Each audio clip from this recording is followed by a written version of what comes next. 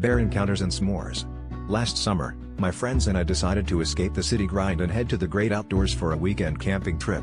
We packed up our gear, loaded the car with an unnecessary amount of snacks, and set off for the picturesque Pine Valley National Park.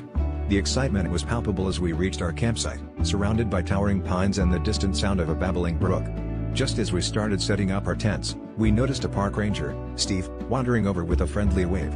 He had the kind of smile that made you wonder if he was about to share a great fishing spot or warn you about a bear invasion. After a day of hiking and exploring, we gathered around the campfire for the quintessential camping experience, making s'mores.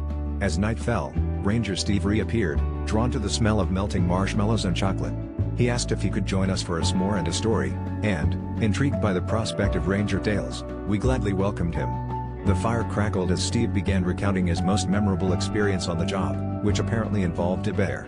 "Oh, I remember the day I lost a bear," he started casually, as if misplacing a bear was an everyday occurrence. We all leaned in closer, marshmallows forgotten. Turns out, Steve had been tracking a bear with a GPS collar when the signal suddenly disappeared. Panic ensued, and a search party was dispatched. Several hours of frantic searching later, they found the collar attached to a tree branch, with no bear in sight. Just as we were all imagining the bear living its best life in witness protection, Steve laughed and said that the bear had been right under their noses the whole time, lounging by the ranger station, casually flipping through a park brochure. We couldn't help but chuckle at the image of a bear critiquing camping amenities. As the night wore on, Steve shared more stories, each one more outlandish than the last. Finally, he stood up to leave, thanking us for the s'mores and company. As he walked away, he turned and said, "You know, people always ask me how I could lose a bear, but I like to think of it as the bear finding itself."